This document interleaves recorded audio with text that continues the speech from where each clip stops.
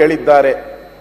ನೀವು ಮೀಸಲಾತಿಯನ್ನು 50% ಜಾಸ್ತಿ ಮಾಡಬೇಕಾದರೆ, ಪ್ರೊಟೆಕ್ಷನ್ ಸಿಗಬೇಕಾದರೆ ಕಾನ್ಸ್ಟಿಟ್ಯೂಷನಲ್ ತಿದ್ದುಪಡಿ ಆಗಬೇಕು. ಸನ್ಮಾನ್ಯ ಸಿದ್ದರಾಮಯ್ಯನವರು 9th ಶೆಡ್ಯೂಲ್ಗೆ ಸೇರಬೇಕು. ನೀವು ಕಾನೂನು ಮಾಡಿದ್ದೀರಿ, ಆರ್ಡಿನೆನ್ಸ್ ಮಾಡಿದ್ದೀರಿ, ನಂತರ ಆಲ್ ಪಾರ್ಟಿ ಮೀಟಿಂಗ್ ಕರೆಯಲಾಯಿತು. ಆಲ್ ಪಾರ್ಟಿ ಮೀಟಿಂಗ್ನಲ್ಲೇ ಹೇಳಿದ್ದೆ, ನೀವು ಇದನ್ನು ಮಾಡುವಾಗ ಮೂಗಿಗೆ ತುಪ್ಪ ಹಚ್ಚುವುದು ಹೋಗೋದು ಬೇಡ.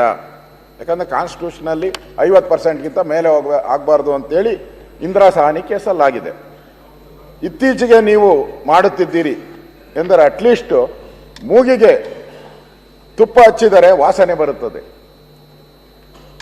ಎಂದು ನೀವು ಹಣೆಗೆ ತುಪ್ಪ ಹಚ್ಚಿ ಬಿಡ್ತೀರಾ. ಮೂಗು ತುಪ್ಪದರೆ ಹಚ್ಚಿದ್ರೆ ವಾಸನೆ ಬರ್ತೈತೆ ಅಂತ ಹಣೆಗೆ ತುಪ್ಪ ಹಚ್ಚಿ ಬಿಡ್ತೀರಾ. ಮೂಗಿಗೆ ತುಪ್ಪ ಹಚ್ಚುವುದಿಲ್ಲ, ಹಣೆಗೆ ಹಚ್ಚಿ ಬಿಡುತ್ತೀರಾ. ಏಕೆಂದರೆ ವಾಸನೆಯೂ ಗೊತ್ತಾಗಬಾರದು. ಸಿದ್ದರಾಮಯ್ಯನಷ್ಟೇ ವಾಸನೆಯೂ ಗೊತ್ತಾಗಬಾರದು. ಚೇರ್ಮನ್ ಇದು ಹೊಸದು ಆಯಿತು. ಆರ್ ಅಶೋಕ್ ಮತ್ತೆ ನಾನು, ಮಾನ್ಯ ಅಧ್ಯಕ್ಷರೇ, ಇವರು ರಿಸರ್ವೇಷನ್ ಬಗ್ಗೆ ಹಣೆಗೆ ಅಲ್ಲ ನೆತ್ತಿಗೆ ಹಚ್ಚಿಬಿಟ್ಟಿದ್ದಾರೆ. SC ST ರಿಸರ್ವೇಷನ್ ಸಂಬಂಧ ನೀವು ತುಪ್ಪವನ್ನು ನೆತ್ತಿಗೆ ಹಚ್ಚಿಬಿಟ್ಟಿದ್ದೀರಿ. ನಾನು ಹೇಳೋದು ಸನ್ಮಾನ್ಯ, ನಾನು ಕೇಳೋದು ನಮ್ಮ ಬೆಲ್ಲದ್ದವರು, ಅವರು ನಾನು ಇದ್ದೆ ಅಲ್ಲಿ, ಅದಕ್ಕೋಸ್ಕರ ನಾನು ಆಚೆ ಹೋಗಿದ್ದು ಯಾಕೆ ಅಂತ ಹೇಳಿದ್ರೆ ರೆಕಾರ್ಡ್ ಹುಡ್ಕೋಣ ಅಂತೇಳಿ ರೆಕಾರ್ಡ್ ನಿಮ್ಗೆ ಕಳಿಸ್ಕೊಟ್ಟಿದ್ವಿ. ಇವರೇ ಹೇಳಿದ್ದಾರೆ ಮಾಡೋಕ್ಕಾಗಲ್ಲ. ಈಗ 55%, 56 56. ಈಗ ಯಾರು ಮೂಗೋಗಿ ತುಪ್ಪ?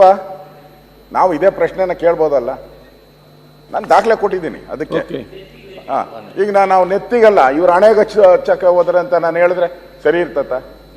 ಅದರಿಂದ ನಾವು ಅವತ್ತು ಏನು ಬಿಲ್ಲನ್ನು ತಂದ್ರಿ, ಅದಕ್ಕಿಂತ ಹೆಚ್ಚು ಇವರೇನು ವಿಪರೀತ ಏನಿಲ್ಲ. ಬೊಮ್ಮಾಯಿಯವರು ಅವತ್ತು ನಾನು ಕೇಳಿದ್ದೀನಿ, ಭಾಷಣ ಕೇಳಪ್ಪ, ಅದು ಅವರು ಮೊಬೈಲ್ ವಿಡಿಯೋನೂ ಇದೆ ನನ್ನ ಹತ್ರ. ಸಿದ್ದರಾಮಣ್ಣವ್ರು ಭಾಷಣ ಮಾಡಿದ ವಿಡಿಯೋನು ತಂದಿದ್ದೀರಿ. ಆದ್ರಿಂದ ಈಗ ನಮ್ಮ ಉಪನಾಯಕರಿಗೆ ಹೇಳೋದು ಒಳ್ಳೇದಲ್ಲ.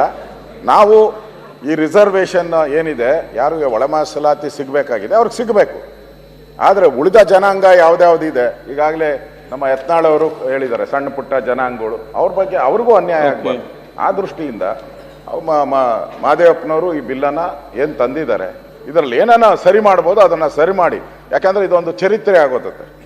ಮತ್ತು ರಿಸರ್ವೇಷನ್ ಅದು ಬೆಂಕಿ ಅಂಟ್ಕೊಳುತ್ತೆ. ಭಾಳ ದೊಡ್ಡ ವಿಚಾರ, ಸಣ್ಣ ಸಣ್ಣ ವಿಚಾರಕ್ಕೆ ದೊಡ್ಡ ದೊಡ್ಡ ಹೋರಾಟಗಳಾಗಿರೋದನ್ನ ನಾವು ನೋಡಿದ್ದೀವಿ. ನಮ್ಮ ರಾಜ್ಯ ಅಲ್ಲ, ಬೇರೆ ಬೇರೆ ರಾಜ್ಯದಲ್ಲೂ ದೊಡ್ಡ ದೊಡ್ಡ ಹೋರಾಟಗಳಾಗಿದೆ, ಸಾವು ನೋವುಗಳಾಗಿದೆ. ಅದಾಗೋದು ಬೇಡ.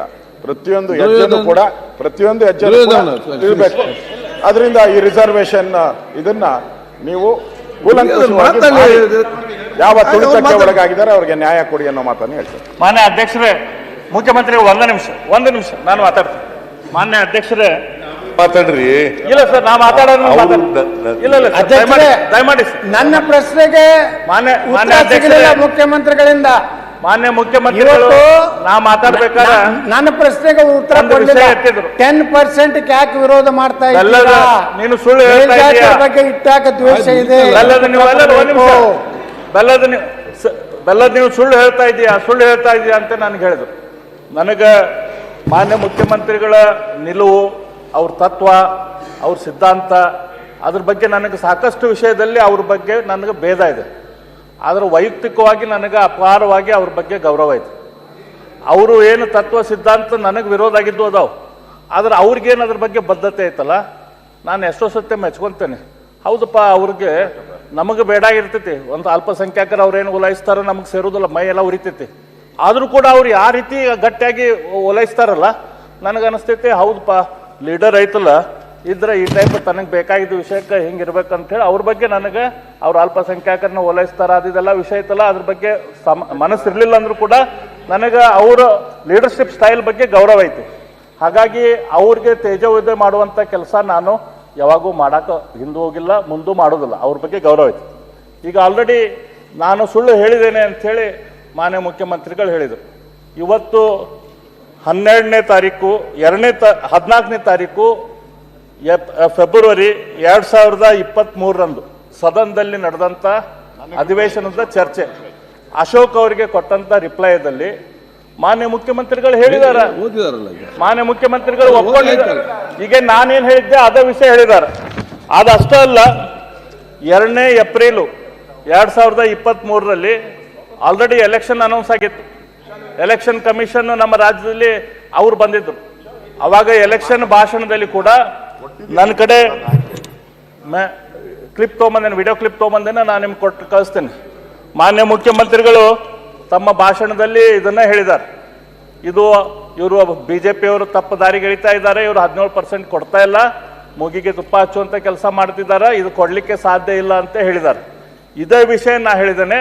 ಮಾನ್ಯ ಮುಖ್ಯಮಂತ್ರಿಗಳು ನಾ ಸುಳ್ಳು ಹೇಳಿದ್ದೇನಂತೆ ನನ್ನ ಮೇಲೆ ಹೇಳಿದ್ದಾರೆ. ದಯಮಾಡಿ ನಾನು ವಿನಂತಿ ಮಾಡ್ಕೊಂತೇನೆ, ಮಾನ್ಯ ಮುಖ್ಯಮಂತ್ರಿಗಳೇ, ಈ ಮಾತನ್ನು ತಾವು ವಾಪಸ್ ತಕ್ಕೋರಿ. ಈ ಮಾತನ್ನು ವಾಪಸ್ ತಕ್ಕೋರಿ. ಈ ವಿಷಯ ಕೂಡ ಅದ್ರ ಬಗ್ಗೆ ಮಾನ್ಯ ಮುಖ್ಯಮಂತ್ರಿಗಳಿಗೆ ನೆನಪು ಮಾಡಿ ಕೊಡ್ತಾ ಇದ್ದೇನೆ. ಅವ್ರಿಗೆ ನೆನಪಿರಾಕಿಲ್ಲ, ಈ ವಿಷಯ ಅವ್ರಿಗೆ ನೆನಪು ಮಾಡಿ ಕೊಡ್ತಾ ಇದ್ದೇನೆ. ಹಿಂದೆ ಇದನ್ನ ಹೇಳಿದ್ದಾರೆ.